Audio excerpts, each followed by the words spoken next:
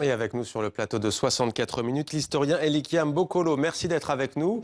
Nous étions en ligne avec vous. Vous étiez pris dans les embouteillages. Merci d'être venu jusqu'à nous.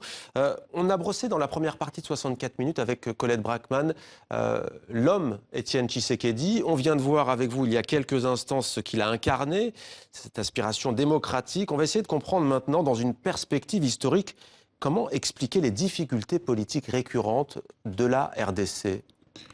Ça, c'est une grosse question parce que c'est un grand État d'abord, c'est l'un des plus grands États du continent africain, c'est un pays qui a beaucoup de ressources, donc ça fait des convoitises à la fois des, de grandes entreprises internationales, mais aussi des voisins du Congo. C'est aussi une société dans laquelle la maturité politique n'est pas arrivée rapidement.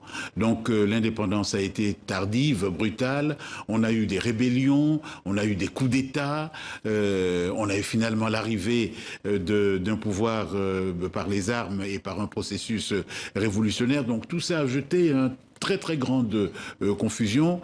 Peut-être aussi que du côté des élites politiques congolaises, il y a de très gros problèmes. Si on enlève Tshisekedi dans la phase finale de sa vie, depuis les années 1980, ce sont des gens qui n'ont pas de ligne politique, qui n'ont pas d'ailleurs de programme, qui changent très souvent de camp, des gens de l'opposition qui participent au pouvoir, ceux du pouvoir qui passent à l'opposition. Donc tout ça dans ce grand pays crée une très grande confusion et une fragilité du pouvoir qui est véritablement visible. Bon, je pense aussi que pour des raisons là aussi difficiles à expliquer, le pouvoir politique n'a pas vraiment d'intérêt en lui-même.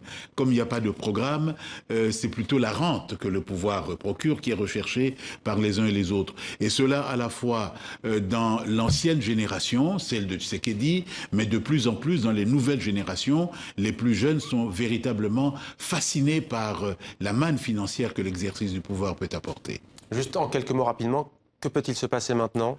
Maintenant, je pense que le verrou que représentait Tshisekedi est levé. On va probablement aller enfin vers ce gouvernement de transition qui gouvernera le pays jusqu'aux élections. Merci beaucoup d'avoir répondu à nos questions. Elikiam Bokolo, je rappelle que vous êtes historien. Merci d'être venu sur notre plateau. Merci à vous.